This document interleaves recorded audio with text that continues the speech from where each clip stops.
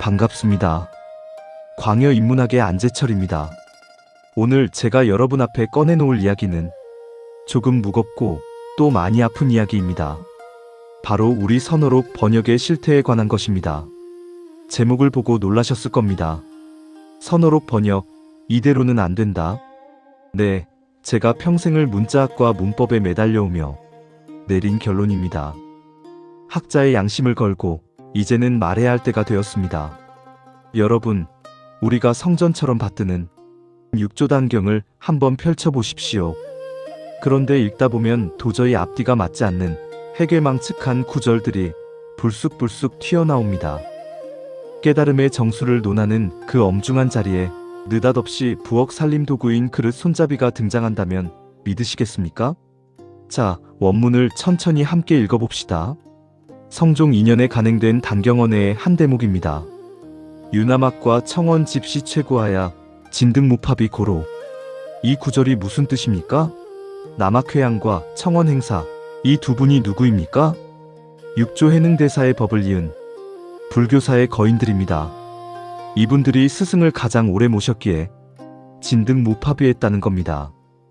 그런데 절대 권위를 가진 언해의 풀이를 보면 기가 막힙니다. 그릇의 손잡이를 다 얻었으므로라니요? 아니면 손잡이 없는 그릇을 다 얻었으므로라니요? 여러분, 한번 냉정하게 생각해 보십시오. 이 대선사들이 스승 밑에서 수십 년을 수행한 결과가 고작 부엌대기처럼 그릇 손잡이 몇 개 얻은 것입니까? 이게 번역입니까? 왜 이런 어처구니 없는 일이 벌어졌을까요?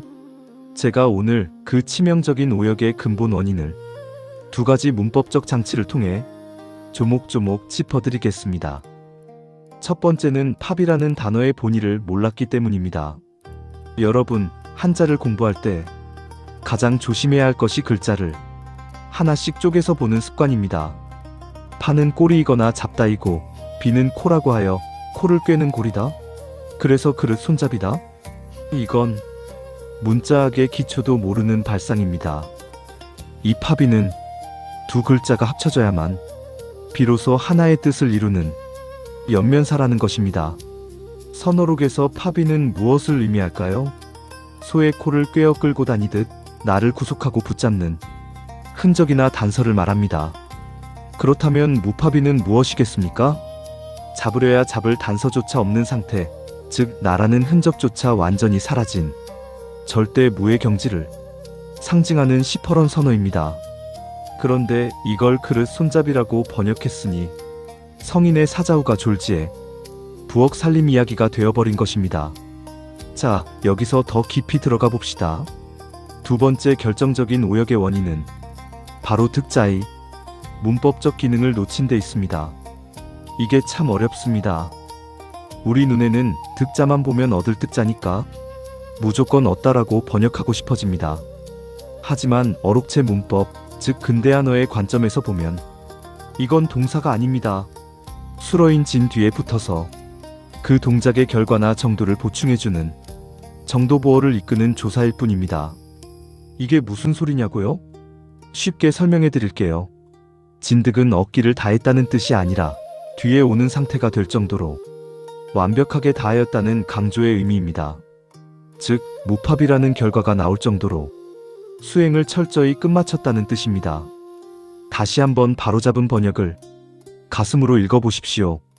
포착할 수 없는 절대의 경지에 이를 정도로 그 수행을 완벽하게 다하였다. 어떻습니까? 이제야 비로소 남학과 청원 스님의 기계가 느껴지지 않습니까?